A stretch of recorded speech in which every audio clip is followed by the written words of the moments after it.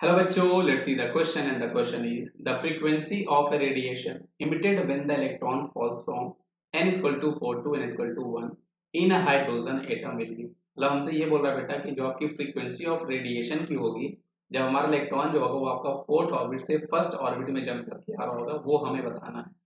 तो इस क्वेश्चन को सॉल्व करने के लिए बेटा हम लोग यहाँ पे जो इक्वेशन यूज करने वाले फॉर्मूला वो हम लोग एनर्जी ऑफ जो बोर थ्योरी होती है वो हम लगाएंगे जो कि -2.178 into 10 power -18 Z square by N square होता है।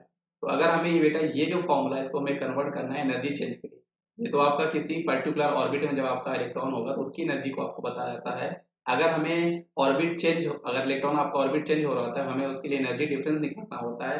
तब हम लोग यहाँ पे लगा सकते हैं बेटा delta E is equal to आपका -2.178 इंटू 10 पावर -18 जेड स्क्वायर, क्योंकि जेड तो आपका कॉमन रहेगा। ऑर्बिट आपका चेंज हो रहा है बेटा इसलिए यहाँ पर आपका 1/n1 का स्क्वायर माइनस 1/n2 का स्क्वायर यहाँ पर आपके पास फॉर्मूला आएगा। अब आपको ये कैसे निकालना है बेटा आपको पता है, दो अलग अलग केस निकाल लो। एक बार आप E1 के लिए फॉर्मूला लिखो, एक बार आप E2 के लिए फॉर्मूला लिखो, फिर आप इनको माइनस करो तो आपको बस ये इक्वेशन आने वाली है। मैंने आपको डायरेक्ट इक्वेशन लिखी।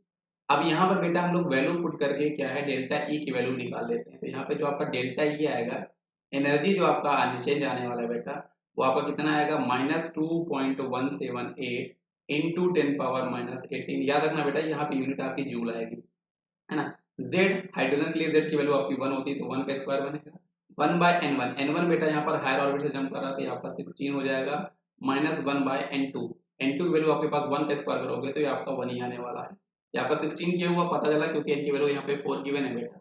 जब आप इसको सॉल्व कर रहे हो बेटा तो हमारे पास जो डेल्टा ई जब आपके पास यहाँ पर आएगा, आप इसको जब फर्दर सॉल्व करोगे तो यहाँ पे जो आपके पास डेल्टा ई की वैल्यू आने वाली बेटा वो आपकी आएगी 20.44 इंटू 10 to the power -19। ये आपकी जूल पर एटम आपके पास आने वाली है डेल्टा ई की वैल्यू।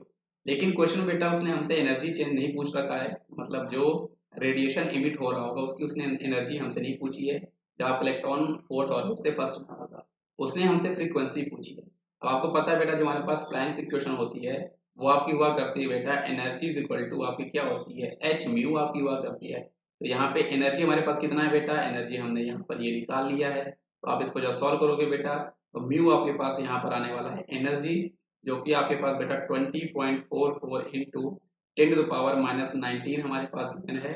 इसको हम लोग डिवाइड करेंगे बेटा एच से जो कि कांस्टेंट होता है 6.62 इंटू 10 पावर -34 आपका हुआ करता है। ये आपके पास वैल्यू जो है वो आपके पास सेकंड में अब आएगी, जूल जूल कैंसिल आउट हो जाएगा। अब इसी को आपको सॉल्व करना है बेटा 10 पावर -34 आपको ऊपर जाएगा तो ऑब्वियस सी बात है इसको कैंसिल आउट करके ये आपको 10 पावर 15 देने वाला है।